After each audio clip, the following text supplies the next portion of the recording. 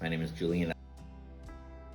I've been driving overall for about 8.5 years professionally, but I just made the transition to owner-operator with UACL back in August 2nd of 2020. My favorite place I've traveled to was probably, I got a load down to Vero Beach, Florida. And I got there a day early and I was able to take an Uber to the actual beach, which was about 20 minutes away.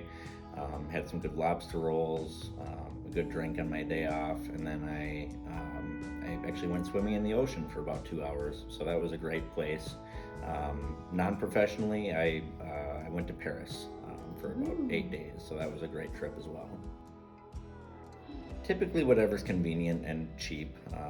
I try to keep it a little bit healthy, but I'm a sucker for a good burger and some pizza too. So a lot of country, EDM, rock. My taste in music is about as varied as my destinations that I travel to on the road.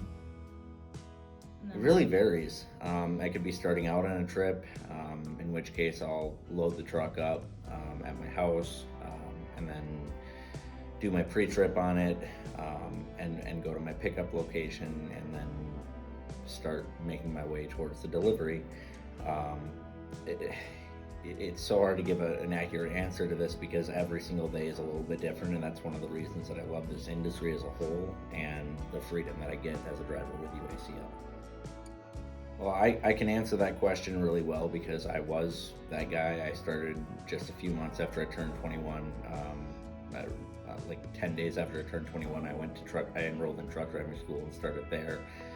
And I was in driving school for 4 months, and then I started with my first company, and since then I've worked for about 10 different companies. So in my mind as a 21-year-old, just have fun with it at the start. Find a company that's going to get you home as often as you want to, and that's going to treat you like a human being.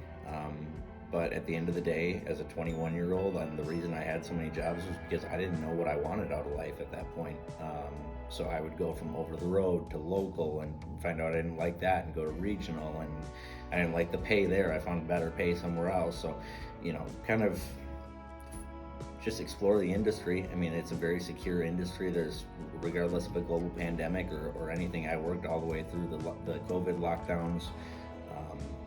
I've driven for rock bands, I've driven for FedEx contractors, I've hauled livestock. I mean, just figure out your niche, and once you find it, figure out how far you want to take it, because you can continue to work for a company, you can buy a cheap truck and get your own authority and go do that on your own. You can lease onto a company, and you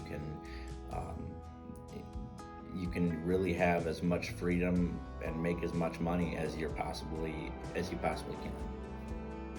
I have a lot of very expensive and eccentric hobbies. So I have a dream within the next 2-ish years. I'm gonna plan to get my private pilot's license. I enjoy skydiving, both indoor and outdoor. Really? I've got about 3 hours of actual tunnel time, actual flight time in the tunnel at iFly. I like to sing karaoke. I like to go on exotic vacations and things like that. But at the end of the day, I really just enjoy laying on the couch with my significant other and watching TV. I'm in a long-term relationship, and my girlfriend is actually in truck driving school right now. Oh, really? And I'm going to be employing her this spring as a team driver with Oh, okay. me. We went into this relationship knowing what I do, and she very much encouraged me to buy my own truck, and it supported me along the way. So I would say back in like the 80s, 90s, early 2000s, it would have been a lot harder, but today we've got FaceTime, we've got texting, we've got calling. I've got a Bluetooth headset that I'm on all the time. That's one of the reasons I love this industry and this career, is because I don't feel like I'm working. I feel like it's a giant road trip. I get paid to listen to music, talk on the phone, see the country. Not all the country that I want to be seeing, but it's a lot of freeway driving, but I still I'm get sure to... there's still some nice views. Oh, absolutely. I've driven, in the 8 years I've been on, in the 8 years I've been a truck driver, I've seen 43 or 44 states in some part or Wow. another. Yeah. And there are some good areas, there are some not good areas. Usually you spend money to see places, Right. but you make money. Exactly. It's honestly a good trade-off. Yes. When you don't have a load, you can, explore the city you're Right. in. Right. But obviously you want to have a load so you can keep Absolutely. your money. I'm a fairly decent singer. I've got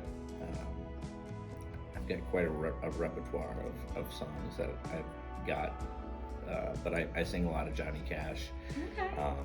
a lot of like Creed and older rock songs like that, and even like Country Roads Take Me Home.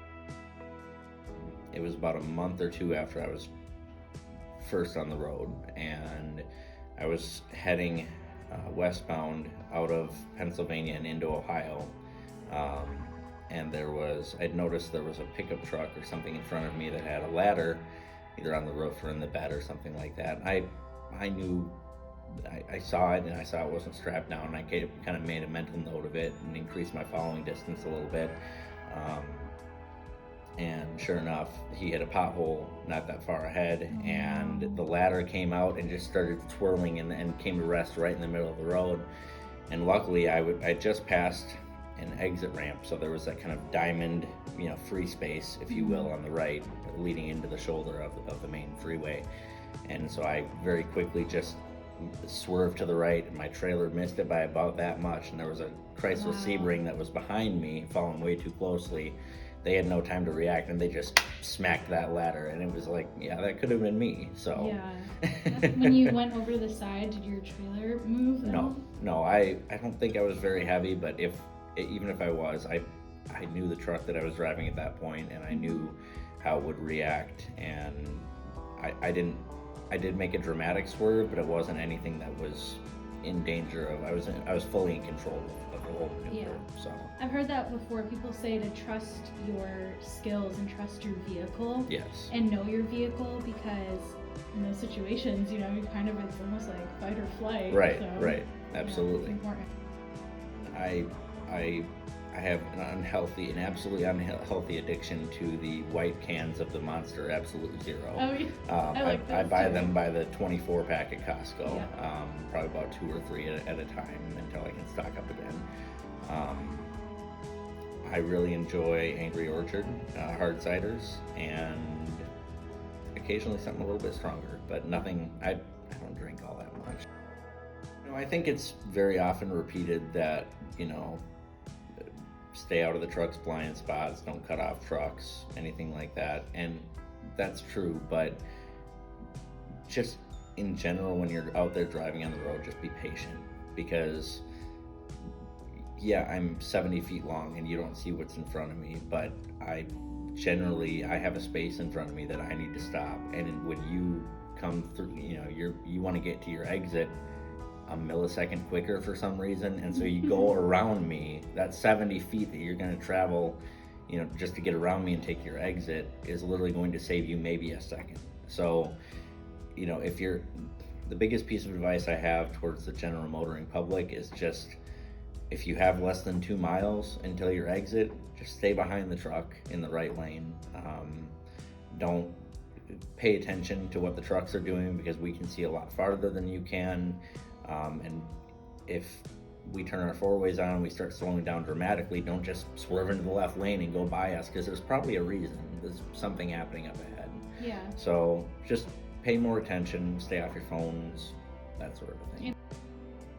I think, back in the 1960s, 70s, 80s, there was a lot of bad things happening with truck drivers. They were taking drugs to stay awake for days at a time, causing a lot of accidents. You had this stereotype that every truck driver was a fat, creepy old guy that's been doing it for 100 years, and that's just not the case today. You have women that are in the industry. You have guys of all ages, anywhere from 18 to 80 years old, that are driving. I mean, I try to keep myself pretty clean cut, I've got tattoos and whatnot, and that's fine, but the industry is so highly regulated today that it's a different beast. It's not just because I'm a truck driver doesn't mean I'm a serial killer. I'm just out here trying to make a buck to feed my family, pay off some debt, enjoy some nice things in life, and enjoy life. Really, I'm just trying to do the same thing as you. I just can't stand to be stuck in a cubicle. Yeah. So I'm just a regular guy out here trying to make a living for myself and trying to be successful. And any help that I can get from anyone else as far as being courteous and not making my life unnecessarily hard by getting in the way of my trailer when I'm trying to make a turn or something like that, that's even better. But that, I would say, that's the biggest stigma. I've been everywhere. It was covered by Johnny Cash, but it was originally done by Hank Snow, and I like it because I can relate to it a lot, being a truck driver, obviously. I've been to Reno, Chicago, Fargo, Minnesota, Buffalo, Toronto, Winslow, Sarasota, Wichita, Tulsa, Ottawa, Oklahoma, Tampa, Panama, Mattawa, Loma, Bangor, Baltimore, Salvador, Amarillo, Tucapilla, Venezuela, Armadillo, I'm a killer. I love that.